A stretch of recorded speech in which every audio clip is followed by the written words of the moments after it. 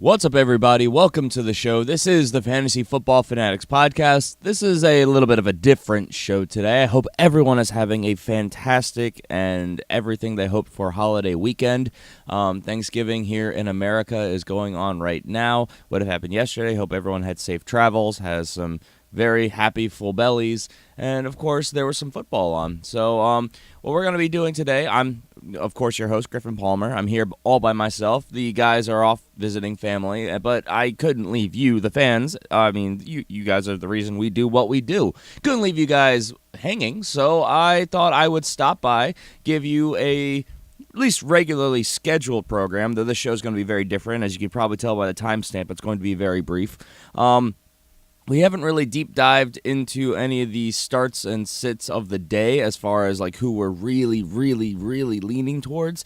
And it's the holidays. We're all traveling. We're doing this, but again, we didn't want to leave you guys hanging. So I'm going to give you not only guys that we like as a group, but statistically who has the best matchups this week. So with that, I'm going to go ahead and dive into the starts and sits of the week, and we're going to base this on fantasy points against, and then go through the top 3 or 4 at each position. So if you are at the quarterback position, statistically, the best quarterback you can play this week is Joe Flacco.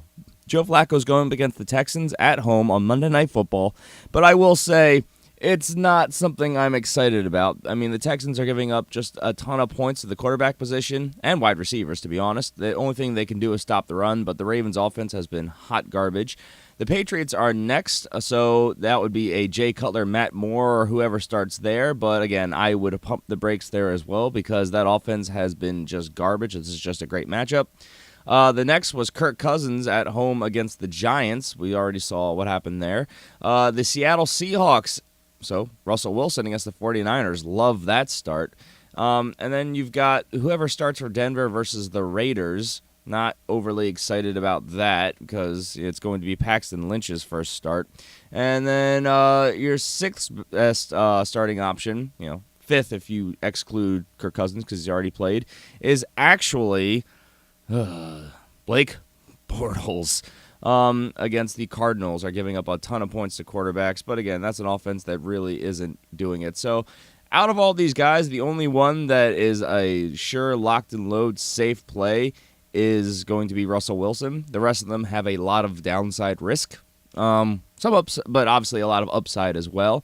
If we go a little bit further down the line, the Tennessee Titans, the Buffalo Bills, and the Atlanta Falcons. So if you have Marcus Mariota, Tyrod Taylor, who we have heard is going to start, or, of course, Matt Ryan, you want to start those guys. And then Andy Dalton against the Browns. So those are your, I think, top 10 best matchups statistically. Some of the worst matchups, you've got Arizona at home versus the Jags, so do not play Blaine Gabbert. The Houston Texans, of course, on the road in Baltimore, so I'm not starting Tom Savage.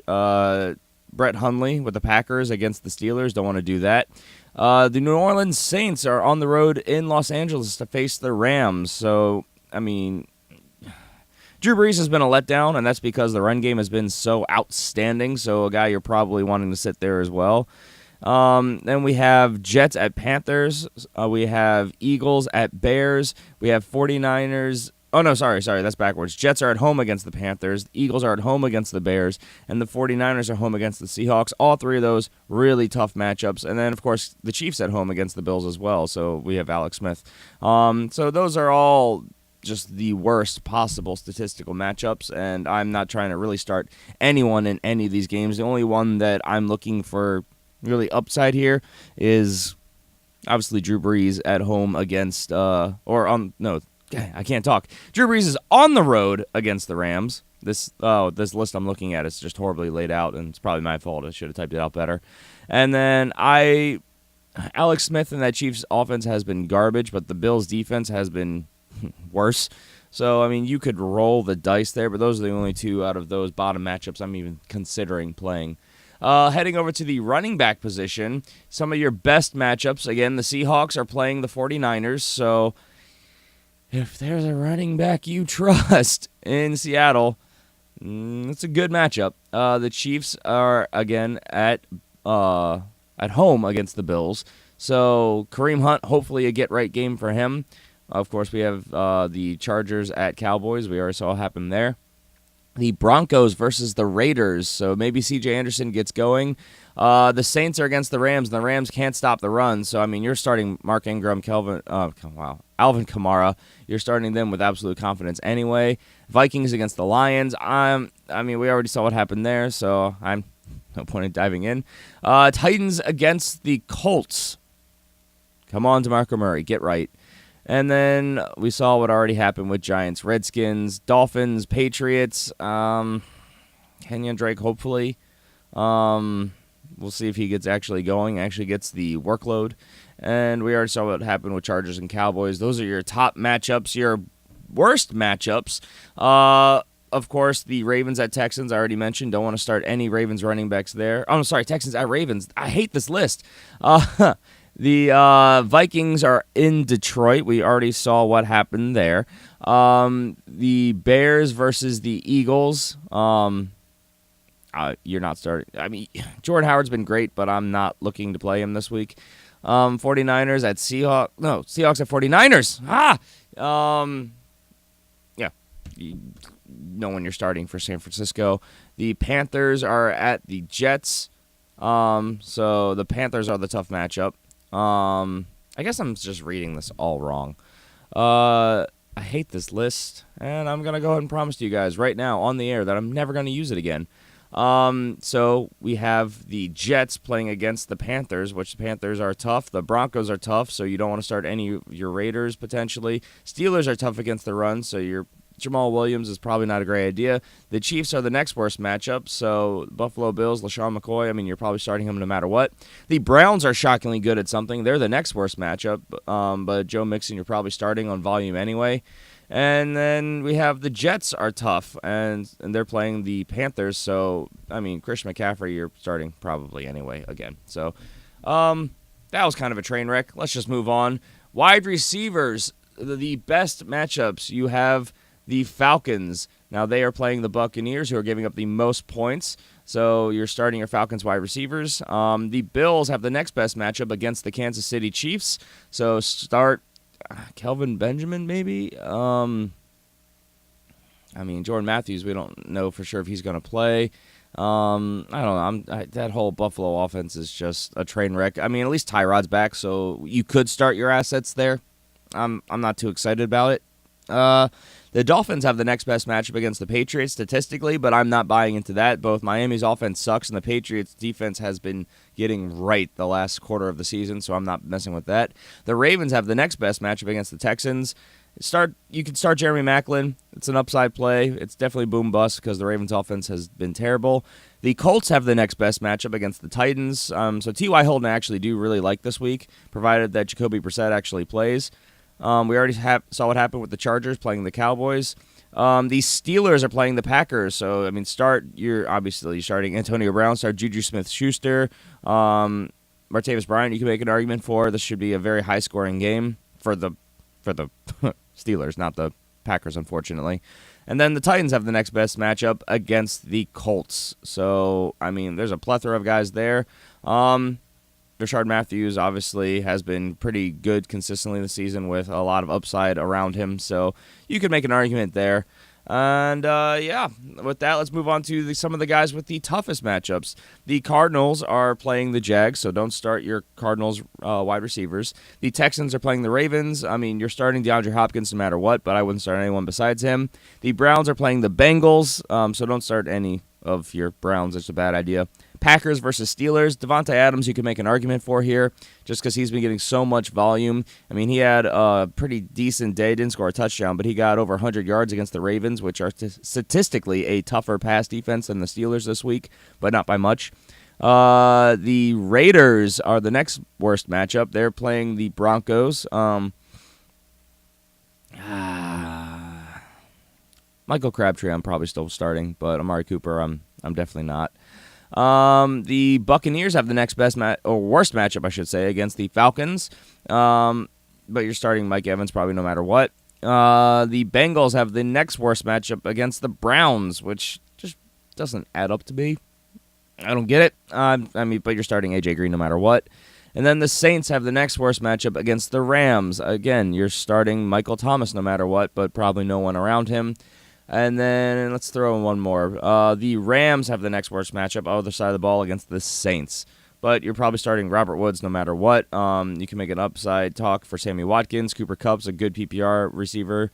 Tavon Austin you're not starting. They're using him more as a gadget player runner. But, yeah, those statistically a tough matchup, but I wouldn't mind playing any one of them. They are at home in Los Angeles, so, Robert Woods is obviously by far the safest play. He's got the highest floor with arguably the highest ceiling, and then depending on your needs around him. And then let's wrap up with the tight end position. Now, this is a dumpster fire, so I'm just going to give you some of these pretty rapid fire. We already saw what happened with Washington and New York. The Raiders have the next best matchup against the Broncos. You start your tight ends against the Broncos and the Giants, though obviously wasn't the end-all be-all this past game. But yeah, Jared Cook has been good. Jared Cook has been very good. He's been arguably the top target the last couple weeks. So starting against the Broncos. Tyler Kroft, I like. Bengals are the next best matchup against the Browns. So yeah, start Tyler Kroft. Giants and Redskins already played. The Patriots versus the Dolphins. You're starting Gronk no matter what. Ravens have the next best matchup against the Texans. But it's a confusing committee there, so I'm staying away.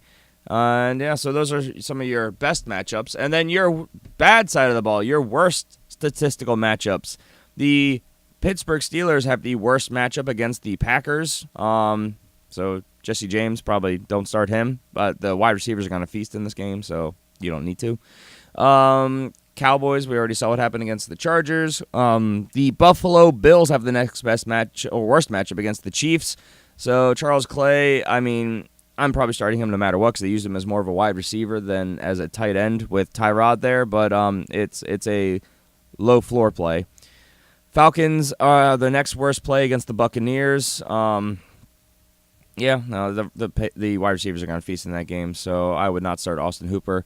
Packers are the next worst against the Steelers, so don't start Richard Rodgers, but you probably weren't anyway.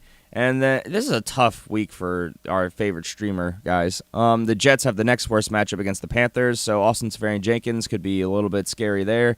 And then Eagles are the next worst matchup against the Bears. Zach Ertz has been not all we hoped he would be this year, but he's been pretty good. So you're starting him probably no matter what.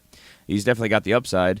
And then the Seahawks versus the 49ers. Jimmy Graham, I'm starting him no matter what. So those are the best. I kind of got a groove there. I kind of figured out how this stupid site is laid out that I'm referencing right now because I didn't have a chance to type all this out and do my own super in-depth research because it's the holidays. And now that I'm done recording, I am going to get back to my family and eat some more food myself. So again, I hope you guys enjoyed the show. I hope this is helpful for your lineup decisions that you're going into this weekend. I know fantasy advice and just football information is really tough to come by this week. So, even the reporters, the beat writers, all the analysts, the players themselves, they're all spending time with family. It's hard to get information, so I wanted to do my best to at least give you guys some statistical trends and some opportunities that were presenting themselves, both good and bad. So hopefully this is helpful for you guys. Please make sure you guys tune in on Tuesday when we will be back with a scripted and much more standardized show, our Tuesday show, where we're going to cover all of our studs and duds from week number 12,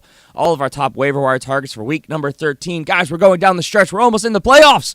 Woo! And, if you guys do enjoy what we do here and want to help us keep doing it and really help us, make the show bigger and better, the best ways to do it are to give us a rating and a review on iTunes or go to patreon.com/thefantasyfootballfanatics. Get yourselves a bunch of bonus perks, including the bonus episodes every single week. And make sure you guys tune in on Sunday on Twitter at the FF Fanatics, where we will be giving you guys the live injury updates going into the games. So with that, we are out of here. Everyone, please take care. Have a great and safe holiday weekend, and we will see you guys back in the normal rotation next week. Take care, guys. Best of luck this weekend with all of your games.